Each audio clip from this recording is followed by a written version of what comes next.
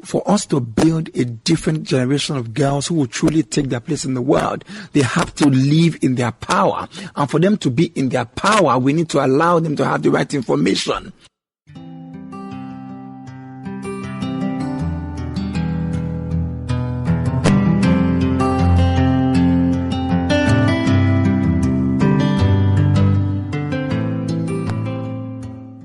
Hello and welcome. It's time for us to have another On-Air Book Club podcast.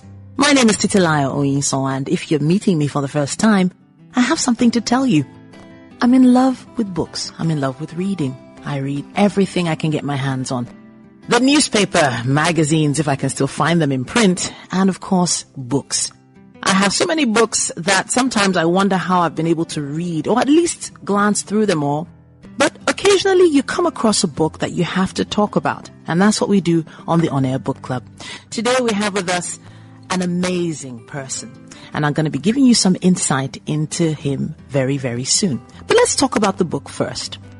The name of the book today is African Power Girls. Now, it's a collection of histories of African heroines. In simple and clear, concise language, the legends of these great women are presented for the girl child to read, and then proceed to gain inspiration. These are the stories of women who broke boundaries, crashed ceilings, so that the women who come after them would go even further. It's a must-have for every African child, and in the studio with us we have the author, Mr. Adebola Williams. Welcome to the studio. Thank you, Titi. Thanks for having me.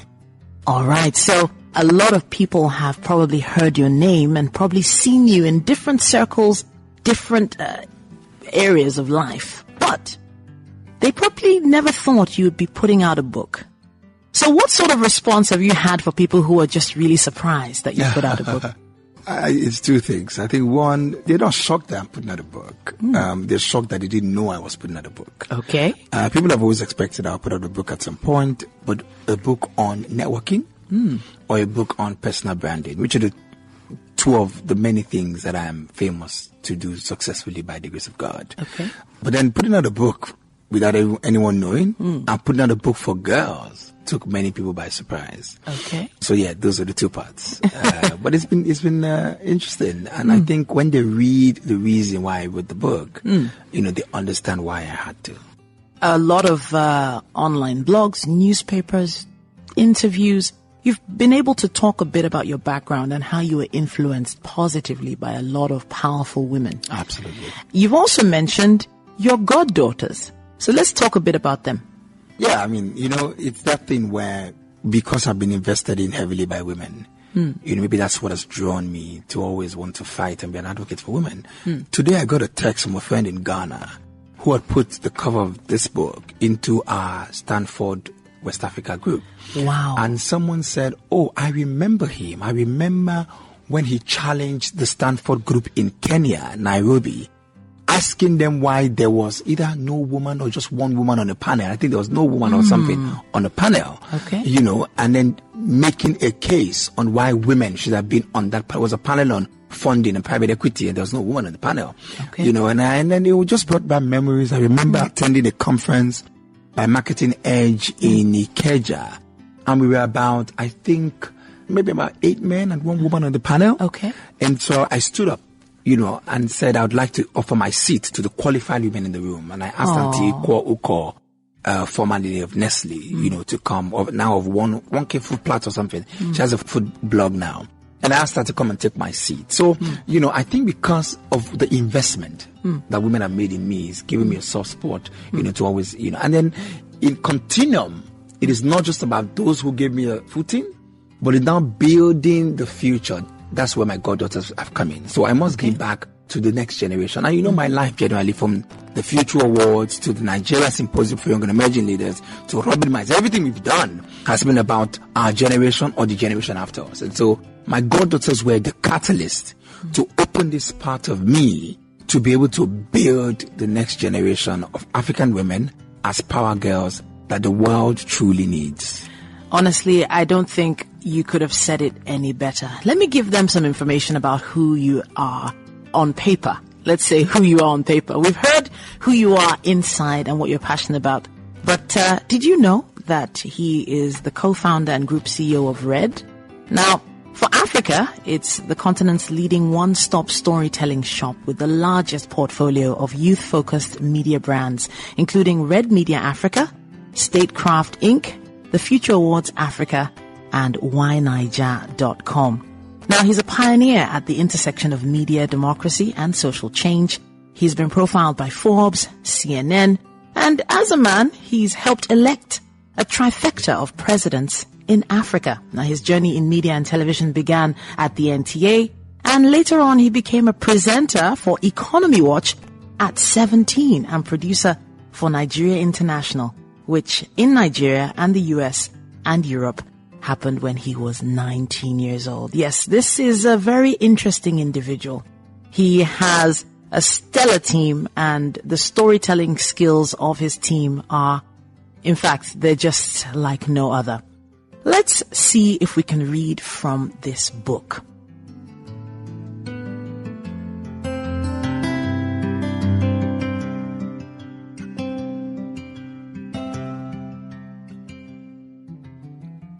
Let me tell you the name of the book one more time. African Power Girls. Inspired, Empowered, Fortified. As written by Adebola Williams. Passage theme, Innovator, Deborah Enilo Ajakaye. As read by Titilayo Oyinsan. Deborah Enilo Ajakaye's work on geophysics has played an important role in mining and in Nigeria. Born in 1940 in the city of Jos, Plateau State in Nigeria, she was the fifth of 6 children. She graduated from the University of Ibadan with a degree in physics and went on to the University of Birmingham, England, where she obtained a master's degree. She was originally interested in math, but she chose to pursue geophysics because she believed it could help her country. Following her dream to serve her nation, she became the first female professor of physics in Africa in 1980.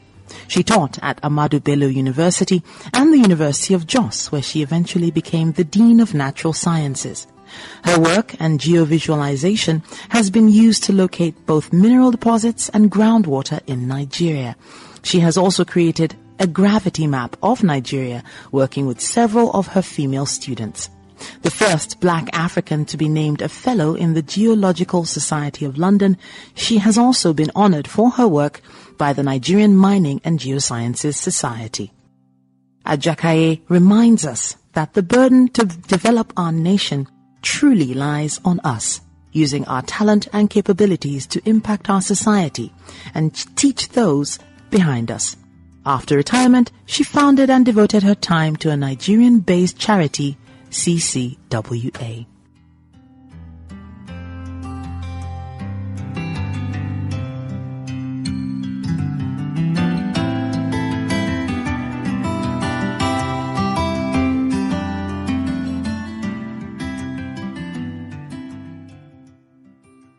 Courage, page 13. Winnie Madikizela Mandela, 1936 to 2018. Mama Winnie Mandela is regarded in South Africa as the mother of the nation. Despite the educational restrictions on black people during apartheid, Winnie Mandela, one of the many, received a degree and became the first black social worker in her country. And this is only one of the many achievements that she is celebrated for. Through her work as a social worker, she was exposed to the poverty under which many black South Africans were forced to live.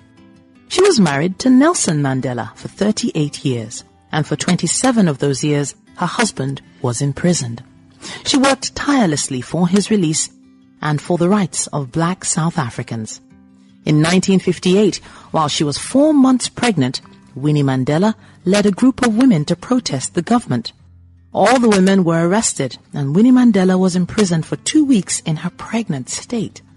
She continued to protest even while in jail, and she would spend 18 months in solitary confinement at Pretoria Central Prison.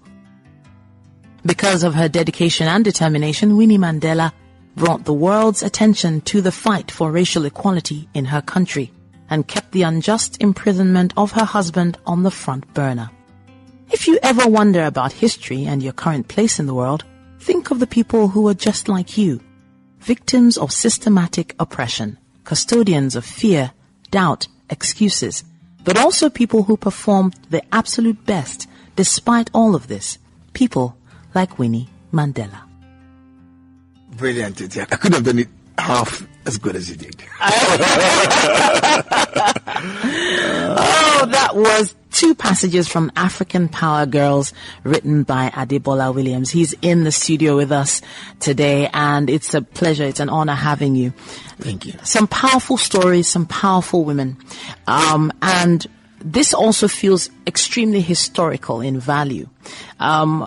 When you were putting this together, did you have any visions towards the educational properties of what you were putting together? That was the idea. Okay. The idea was that I think stories build the world. Stories form how we think. Stories form our perceptions. Stories form how we behave. Stories provoke the action that we emanate every day. And so I believe that any item that you can consume is an educative, item. Once you can consume it either on television or radio or through books, any information item, I mean. And so when I was writing this, the idea was to educate my goddaughters as kids, to begin to break the stereotypes that the world will force on them. And at the launch last week, I was saying to my friends and the older people in the room that they should no longer stand by when they see someone forcing the old dangerous traditions on girls. Say, you're a girl, you can't do this. You're a woman, you should be here. Okay. You're a girl, sit down there, shut up. No longer stand by and watch. You've got to stand up, you've got to defend, you've got to tell them no. You've got to realize that for us to build a different generation of girls who will truly take their place in the world, they have to live in their power. And for them to be in their power, we need to allow them to have the right information that can grow the seeds that will truly make them shine like these women. Because these women were once like these young girls. And they chose, either by society, either by defiance, either by support, to be what they become. What we want to do with the next generation is to be deliberate. Okay. That's the difference. We don't know how they became the stars that they became, but for the next generation, how can we be deliberate by giving them the education and information that helps them become all that they can be? Okay. So my question now is, who is to blame for that gap? There's a huge gap where you just mentioned some ceilings need to be broken. There's a lot of girls who actually step back when it's time to be chosen for something special. There are a lot of women who are in different works of life who don't actually expect to get that promotion. I know there are quite a few female MDs of banks now. There was a shift in the past 1 year, and we saw a really interesting movement of a lot of female bank MDs. But why did it take so long? Who do you think is to blame? I'm not sure if it's about even blaming anybody. I really wouldn't even want us to portray blames. Okay. I think where we are now is to look forward and say, who will do what? Okay. I think that's more of the question. And it will begin from every one of us being conscious, knowing that we want to build a generation of unlimited girls. So from the mothers to the fathers, from the school to the religious teachers, these were the people who passed on morals when we were younger. Did you remember when we were younger, we had morals passed on to us in the Sunday school, in the school, by the pastor, by the neighbors. That sense of community is lost. And people are left to their own devices. But even if you want to leave a kid on their own devices, then we need to provide content like this so that when they're on their iPads, they are consuming not just frivolous cartoons, but they're also consuming cartoons that change their lives. Okay. And that's why the job of building the next generation of African power girls is cut out for all of us. From the mothers who ensure that they provide the right tools and platforms, to storytellers, content creators who ensure that they make available in the library of content, the kind of content that's life-changing, to the Sunday school teacher who remembers what their role is in building up society. So if all of us took the job of rebuilding society by shaping the kind of behavior we want to see, suddenly it's every man for himself. There is a rat race. a poor man, quote unquote poor man, buys a generator and calls it, I better pass my neighbor. So the neighborliness is lost. We're now all in competition with each other. So that thing that broke needs to be fixed, where we all begin to care for one another again, and they begin to put each other in the right direction. Now, the final point I'm going to make is there is something about history. You know, right now there's an excitement that we have female bank MDs, female bank chairs. Yeah. But did you know that we've had female bank chairs in the past?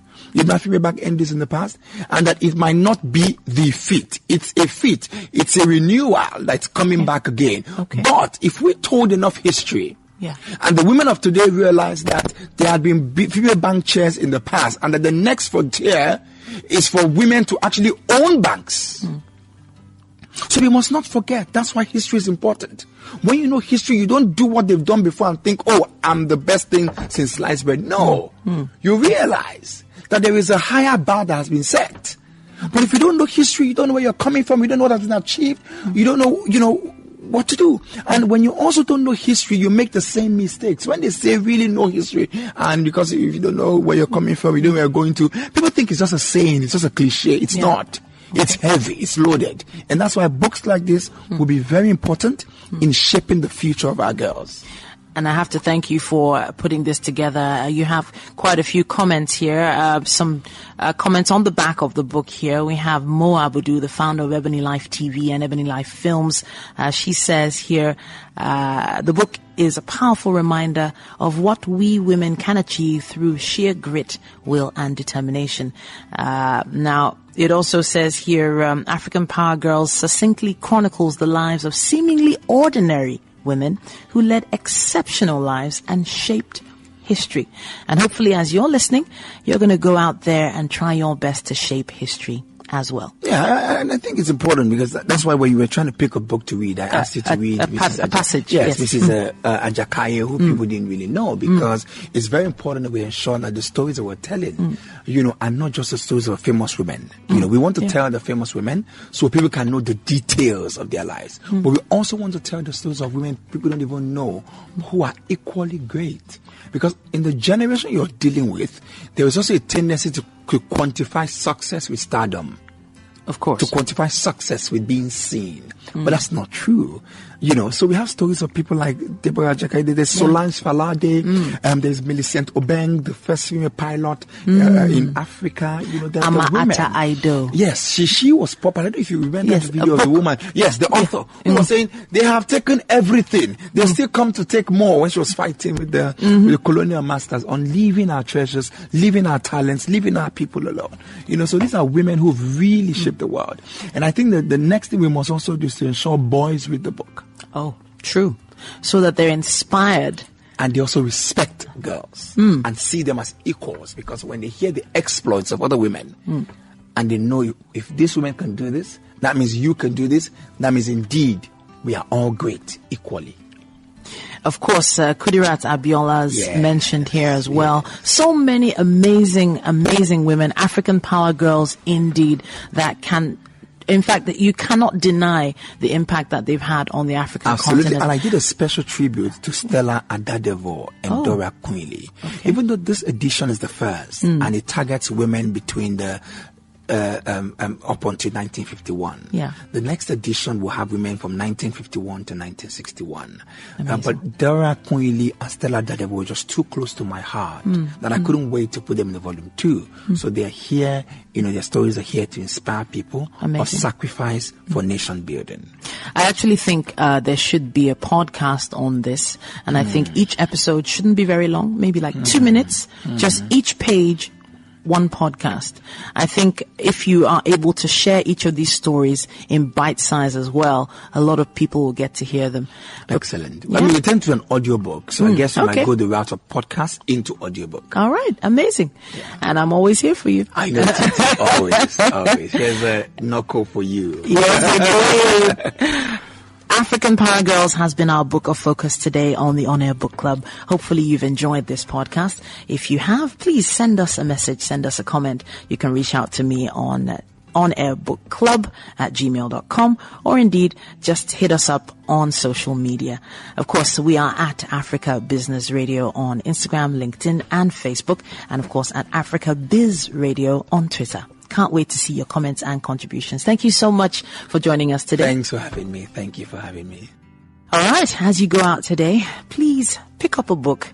Maybe replace your remote control with a few books on your center table today. You never know whose life you might be changing. Thanks for listening. Bye.